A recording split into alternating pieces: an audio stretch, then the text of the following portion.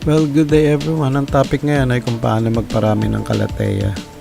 Itong kalateya na to ay binili namin and napansin ko na madami na siyang mga anak. So, pwede na rin natin i-propagate ito. Madaming klase ang kalateya, 200 species mahigit. So, halos lahat naman sila similar kung paano paramihin. Ito yung pinakamabilis na paraan, yung pagbibiyak. So yun ang gagawin natin at lagi natin ginagawa when it comes to kalateya. Yung lupa natin, kusot, ito, pinong kusot ito, hinahalo natin sa lupa. Hindi naman masela ng kalateya, nakita natin na maganda rin yung resulta pag ito yung ginagamit. Sa wild naman, pag nandun lang sila, purong lupa lang naman sa bundok yung tinutubuan nila, and mapapansin mo maganda yung mga tubo nila doon kasi madami rin dong organic materials, kaya maganda yung tubo nila. So eto, after mixing, siguro 50% yung lupa, 50% yung wood shavings natin. Then lalagyan na natin yung paso, siguro 1/4 to 1/2. Then, ito naman yung isang paso natin. Yung dalawang kalateya natin, pag-iibahin natin ang paso para magandang tingnan or identified kung ano yung magkaibang species ng ating kalateya. Lalagyan na natin ng lupa. And by the way, kung bago ka sa channel ko, please don't forget to subscribe and tap the bell para ma-inform ka sa mga bagong videos ko. Then kumuha tayo ng planggana, nilagyan natin ng tubig. Dito natin bibiyak-biyakin yung kalateya natin para maiwasan yung damage sa mga roots at sa mga dahon. Ginagawa natin to para tanggalin yung lupa, kasi pag wala na yung lupa, makikita natin yung ugat, mas mabibiyak natin ng maayos. Ay, may tumutubo pang isa, mga runners ito. Yung mga runners, yun yung mga parang stem sa ilalim ng lupa na kumakalat, then tinutubuan ng mga bagong dahon at bagong ugat. Kumbaga parang networking. Sa pagbibiyak na ganito, madami ako nadidiscover sa mga naghahalaman. Katulad nito, merong coconut husk na buo-buo, sinama sa lupa.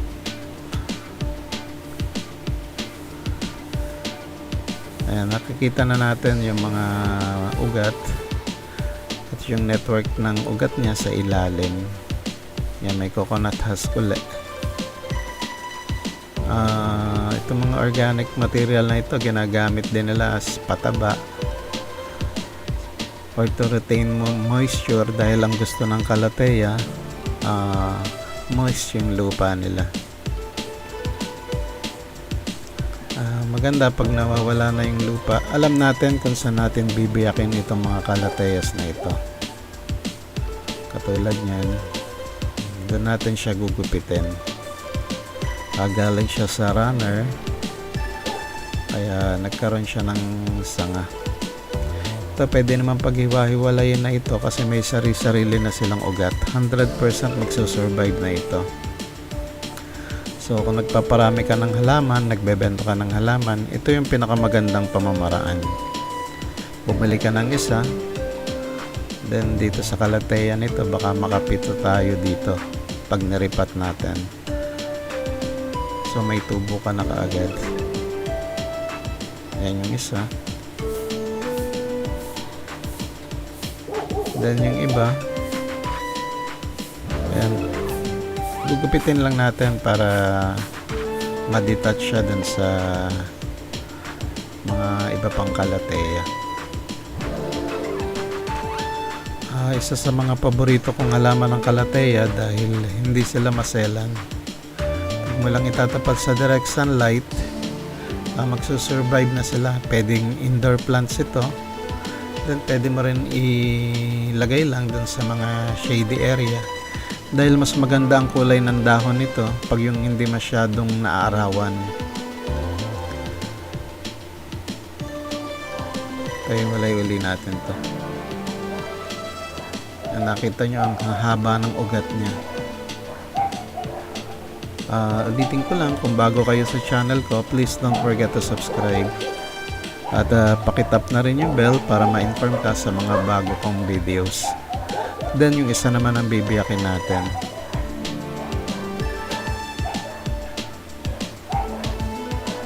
Ang ganito pamamaraan, almost similar sa mga propagation ng other calatheas. Ang calathea nga pala tinatawag din nating prayer plant dahil paghapon nakataas na mga dahon ito para mga kamay na nagdadasal.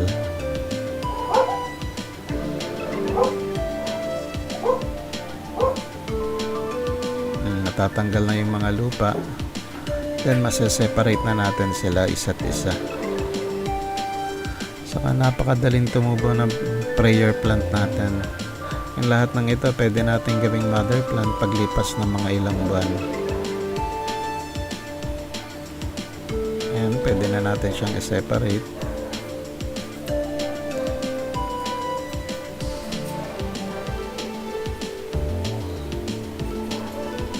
Yan na yung isa.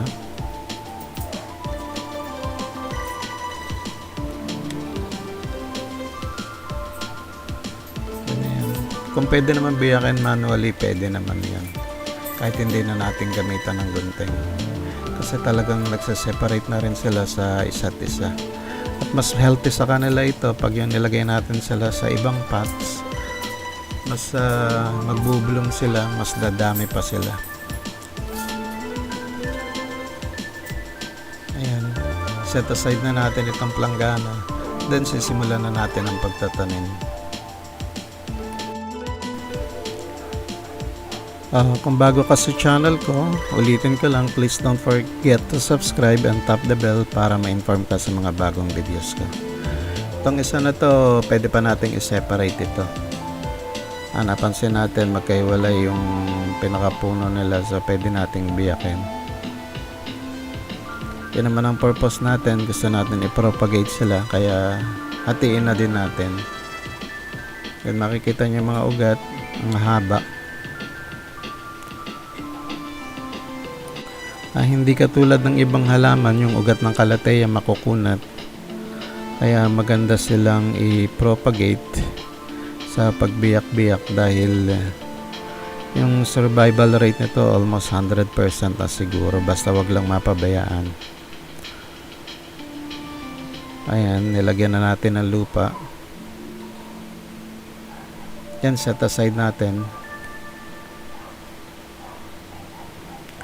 para maitanim naman natin yung next. Ayan, ang ganda niya, oh.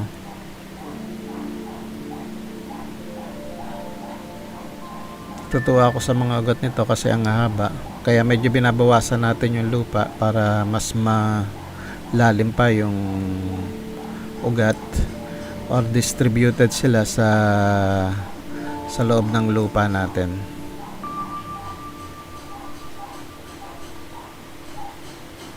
Ito na yung pangalawa.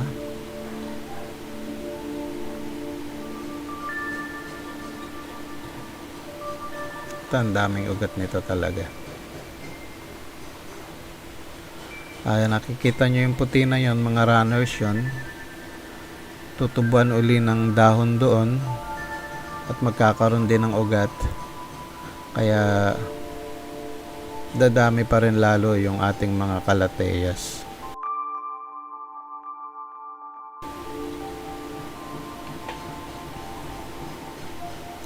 Napakagandang indoor plant nito kasi hindi sila mahilig sa sikat ng araw, or gusto nila yung liwanag pero yung direct sunlight ayaw nila.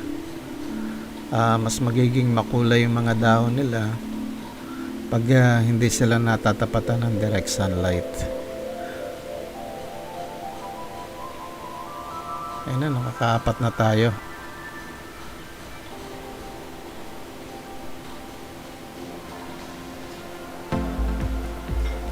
Kaya kung bago ka sa paghahalaman, magandang alagaan yung mga calatheas kasi hindi ito maselan. madaling paramihin, madaling alagaan.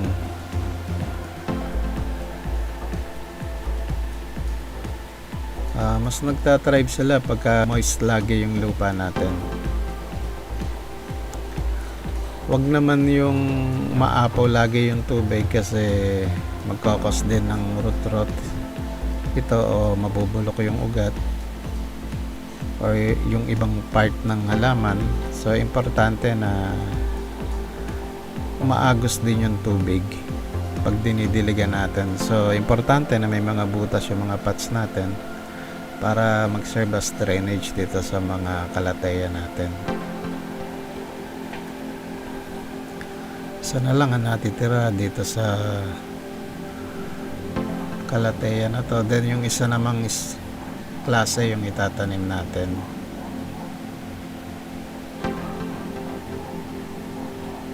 Ulitin ko lang, kung bago ka sa channel ko, sana wag mong kalimutan mag-subscribe.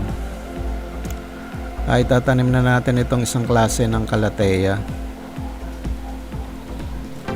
Pwede ka rin mag-search sa internet para sa lupa na gagamitin mo. Pero yung ginagamit ko kasi yung lupang bundok lang.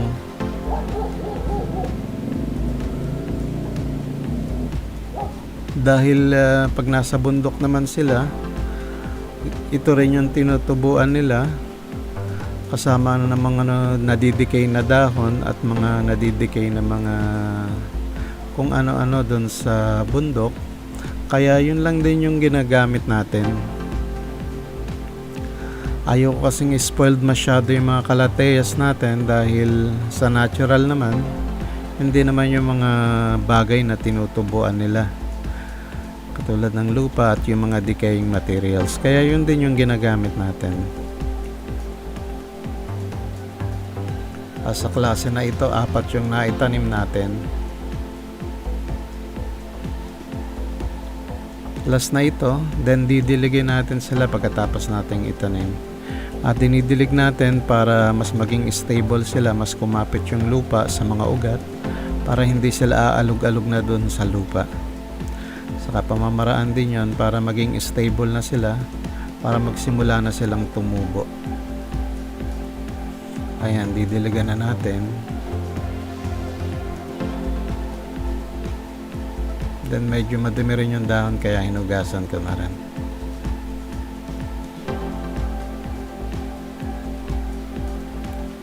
Gusto ng kalateya sa shady part lang, wag yung direct sunlight para mas ma-enhance yung mga dahon nila. Mas maganda yung mga dahon nila, mas darker, mas kitang-kita yung design ng dahon nila pag hindi sila natatapatan ng direct sunlight. So ilalagay natin sila sa shady area na maliwanag, doon magtatribe sila. Mas gusto nila yung ganon. So pwede rin sa indoor ito at magtatribe din sila sa loob ng bahay. Ayan. Ang ganda na ng ating mga kalateyas pagkatapos nating i-separate. Then magsisimula ng tumubo ito, magiging lush na din ito. Maraming salamat sa pagpanood at please huwag niyo kalimutan mag-subscribe at pakitap na rin yung bell para sa mga bagong videos. Salamat!